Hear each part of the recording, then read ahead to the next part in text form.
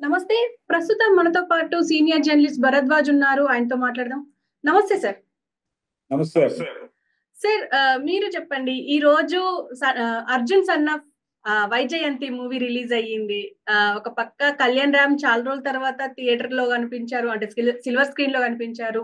Even వైజయంతిగా Vijayashanti గారు చాలా రోజుల తర్వాత ఒక పవర్‌ఫుల్ క్యారెక్టర్‌లో కనబడబోతున్నారు అని చెప్పేసి ఎక్స్‌పెక్ట్ చేశారు. అలాగే ఉందంటారా? రివ్యూ ఎలా ఉంది సార్? అంటే ఈ సినిమాకి సంబంధించి ఒక పాత కాన్సెప్ట్‌తో వచ్చాడు డైరెక్టర్ గారు. అంటే కొత్తగా చెప్పడం, పాత కథని కొత్తగా చెప్పడమే కమర్షియల్ ఫార్ములా అనేది మనకి తెలుసు. అలా ఒక పాత కథని కొత్తగా చెప్పే ప్రయత్నంలో భాగంగా అంటే కాన్ఫ్లిక్ట్ ఏంటంటే తల్లి, కొడుకు మధ్య కాన్ఫ్లిక్ట్. ఇది పాత తంగ పథకం లాంటి చాలా సినిమాల్లో దొర్లిన అంశమే. అంటే అక్కడేమో తండ్రి పోలీస్ ఆఫీసర్ అవుతాడు, కొడుకు ఇంకేదో అవుతాడు. కానీ ఇక్కడ ఏమవుతుందంటే తల్లి పోలీస్ ఆఫీసర్ క్యారెక్టర్ లో ఉంటుంది. అది కొత్తదనం.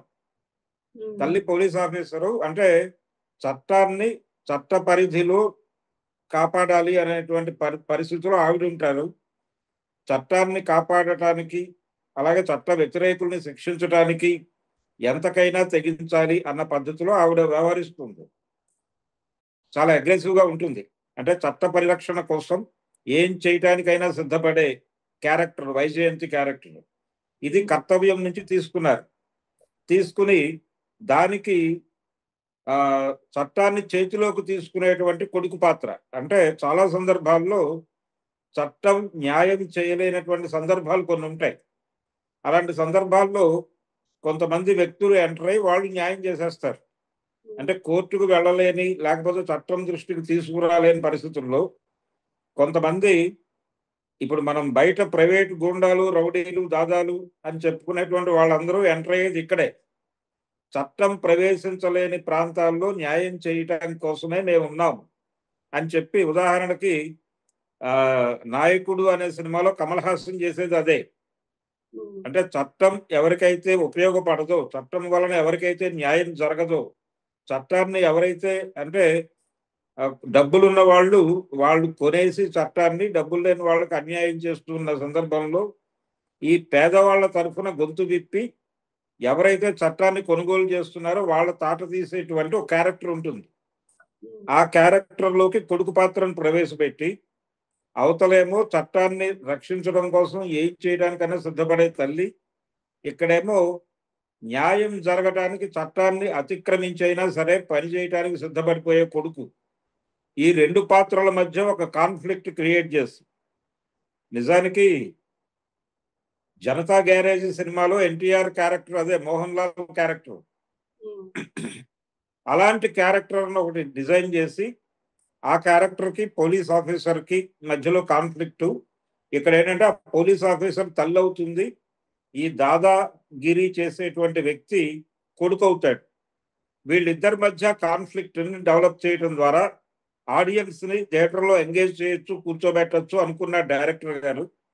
కాకపోతే ఈ కథ నడపటంలో జనాలకి సన్నివేశం అర్థమైపోవడంతో రాబోయే సన్నివేశం ఏమిటి, వీళ్ళిద్దరి మధ్య జరిగే సంభాషణలు ఏమిటి, వీళ్ళు ఎలా రియాక్ట్ అవుతారు, అతను ఏం చేస్తాడు, ఈవిడ ఎలా రియాక్ట్ అవుతుంది, ఇవన్నీ కూడా అనేక సినిమాల్లో చూసిన జ్ఞానం ప్రేక్షకులకు ఉండటం వలన, పైగా ఇలాంటి ఇంతకంటే చాలా అడ్వాన్స్డ్ టాపిక్స్ వెబ్ సిరీస్లో నడుస్తున్నాయి.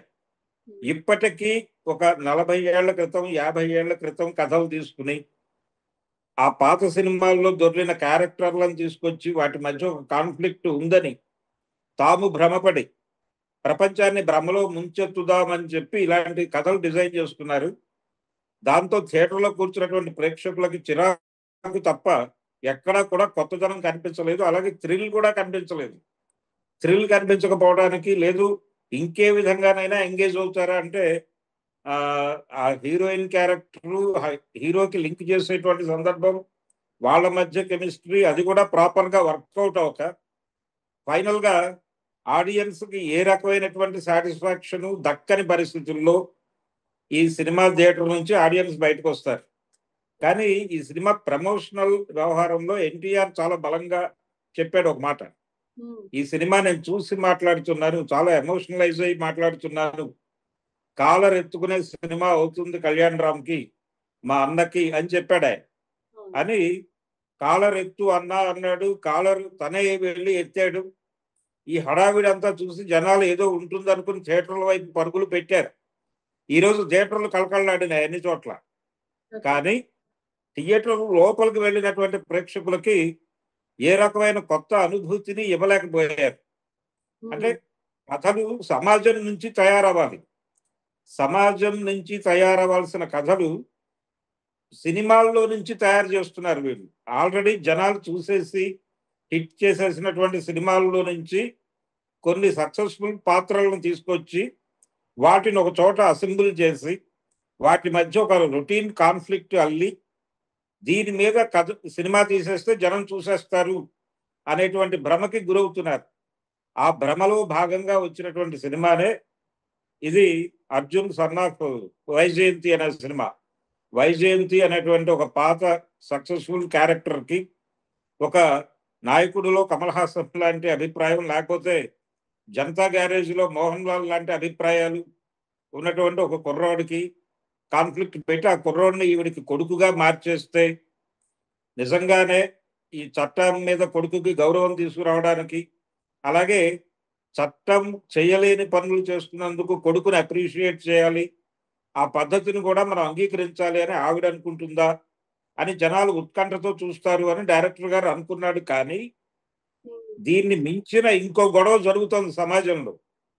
అదేంటంటే మనిషిని సరుకుగా మార్చేసి ఏం చేయటానికైనా సిద్ధపడిపోయే పరిస్థితుల్లో ప్రపంచం నడుస్తున్నటువంటి సందర్భంలో మనం ఉన్నాం.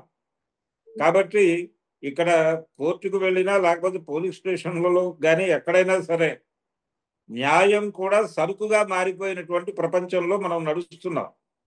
అందుకని కొంచెం ప్రస్తుత ప్రపంచము, ప్రస్తుతం జరుగుతున్న క్రైమ్స్, ప్రస్తుతం మన పోలీసు వ్యవస్థ వ్యవహరిస్తున్న పద్ధతి, వీటన్నిటినీ పరిగణనలోకి తీసుకుని కొత్త కథలు రాసుకోవాలి. సమాజం మారింది, సమాజం మారింది, కొత్త కథలు వస్తున్నాయి. ఆ కొత్త కథల వైపు చూడకుండా ఇప్పటికీ పాత కథల వైపు చూస్తూ ఇలాంటి సినిమాలు తీస్తే వీళ్ళని ఎక్కువ కాలం భరించే పరిస్థితి ప్రేక్షకులకు లేదు, సహనం పోయింది. ఇలాంటి సినిమాలు అంటే ఆల్రెడీ ఇలాంటి టాపిక్తోనే ఒక కథ రీసెంట్ టైంలో కూడా రిలీజ్ అయింది, ఒకటి చూసాను. అంటే రా బ్యాక్గ్రౌండ్లోకి వెళ్ళిపోయి ఒక కొత్త విషయాన్ని చెప్పడానికి జాక్ అనేటువంటి సినిమా ద్వారా బొమ్మరిల్లు భాస్కర్ గారు ఏదో ప్రయత్నం చేశాడు. ప్రజలు దాన్ని కూడా తిరస్కరించారు, బాబు మేము ఈ మోస కథలు చూడడానికి సిద్ధంగా లేవు అని. ఇప్పుడు అదే జరిగింది. అలాగే నిన్న వచ్చినటువంటి సినిమాలో కూడా నిన్న వచ్చినటువంటి ఓదల్లా 2లో కూడా మంత్రాలు ఎక్కువైపోయి, మంత్రాల హడావిడి ఎక్కువైపోయి కంటెంట్ తక్కువైపోయి, దాంతో అది కూడా 3-4 పాత సినిమాల చింతకాయ పచ్చడే.